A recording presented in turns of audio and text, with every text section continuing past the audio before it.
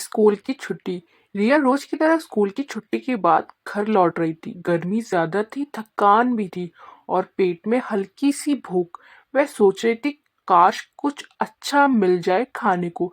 तभी उसकी नजर सड़क के किनारे एक स्टॉल पर पड़ी।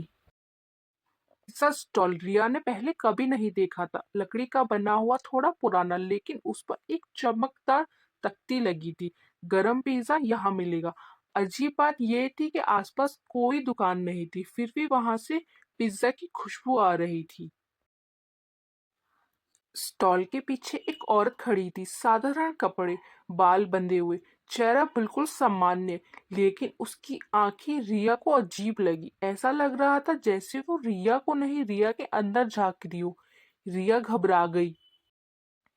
रिया का मन किया वहां से तुरंत भाग जाए, लेकिन पिज्जा की खुशबू उसके कदम रोक रही थी। औरत ने धीमी आवाज में कहा, डर क्यों रही हो बेटी, ताजा पिज्जा है। उस आवाज में ममता नहीं थी, कुछ ठसा सा था। रिया ने कांपते हुए हाथों से पैसे निकाले। रिया कुछ कदम ही चली थी कि अचानक उसकी आंखों के सामने सब घूमने लगा। कान में अजीब सी आवाज गूंजी। उसने पीछे मुड़कर देखा, स्टॉल, औरत, सब धुंधला हो गया और अगले ही पल रिया सड़क पे गिर पड़ी, बेहोश हो गई।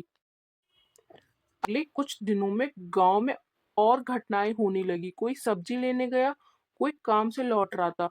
जो भी उस स्टॉल से पिज्जा खाता वह थोड़ी देर बाद बेहोश मिलने लगा। डर फैलने लगा।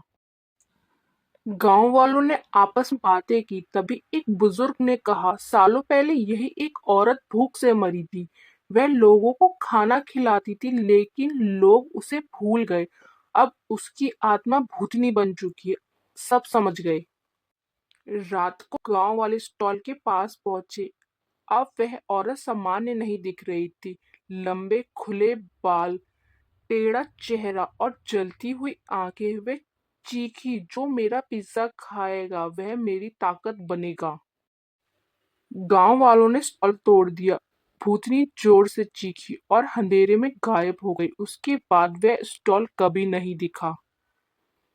रिया बच गई, बाकी लोग भी ठीक हो गए, लेकिन आज भी गांव में कहा जाता है, अगर कभी स्कूल के रास्ते अकेला पिज्जा स्टॉल दिखे तो रुकना मत,